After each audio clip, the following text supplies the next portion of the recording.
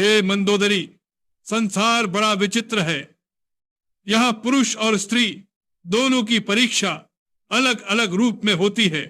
पुरुष के जीवन की सबसे बड़ी कसौटी है उसका संघर्ष, और स्त्री के जीवन की सबसे बड़ी कसौटी है उसका ऐश्वर्य। इसलिए कहा गया है कि गरीबी पुरुष को और अमीर स्त्री को नंगा कर देती है। हे मंदोदरी, जब पुरुष निर्धन होता है, जब उसके पास धन, साधन और सामर्थ्य नहीं रहता, तब संसार उसकी ओर घृणा की दृष्टि से देखता है। समाज उसे तुच्छ समझता है। उसकी वाणी का कोई मोल नहीं रहता। उसके सत्य को भी असत्य मान लिया जाता है। उसका तेज छिन जाता है और उसकी गरिमा नष्ट हो जाती है। यही कारण है कि कहा गया है, गरीबी पुरुष को नंगा कर देती है, क्योंकि उसका आत्मबल, उसका यश, उसका सम्मान सब समाज के ताने बाने में धन के अभाव से ढक जाते हैं।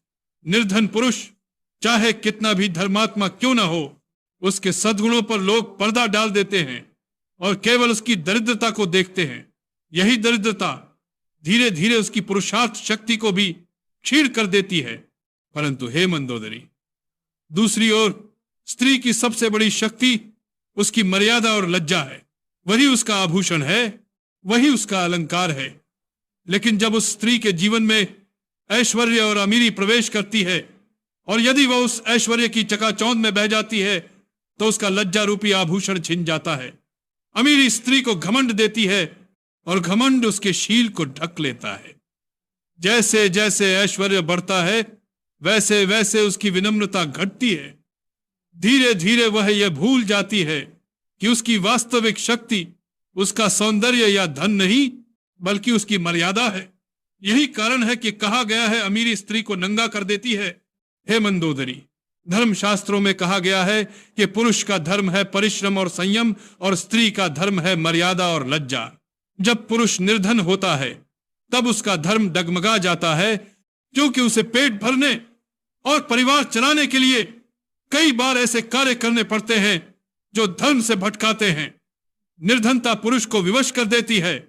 उसका विवेक और साहस दोनों कमजोर पड़ जाते हैं। और जब स्त्री अमीर होती है और धन के अहंकार में बहक जाती है, तब वह अपनी मर्यादा खो बैठती है। वह अपनी लज्जा से दूर हो जाती है और अपने शील को त्याग देती है। हे मंदोदरी, देखो तो इतिहास में कितने ही उदाहरण मिलते हैं। राजा हरिश्चंद्र जब दरिद्र हुए, तो उन्हें अपने धर्म की रक्षा के लिए विकट परीक्षा देनी पड़ी। समाज ने उन्हें उपहास का पात्र बनाया, परंतु उन्होंने धर्म का साथ नहीं छोड़ा।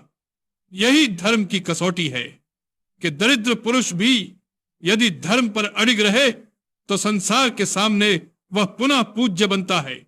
और दूसरी ओर देखो उन स्त्रियों को जिन्होंने ऐश्वर्य की लालसा में अपनी मर्यादा त्याग दी।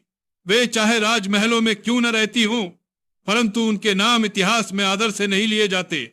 हे मंदोदरी, धर्म यही सिखाता है कि धन और निर्धनता दोनों ही परीक्षा है।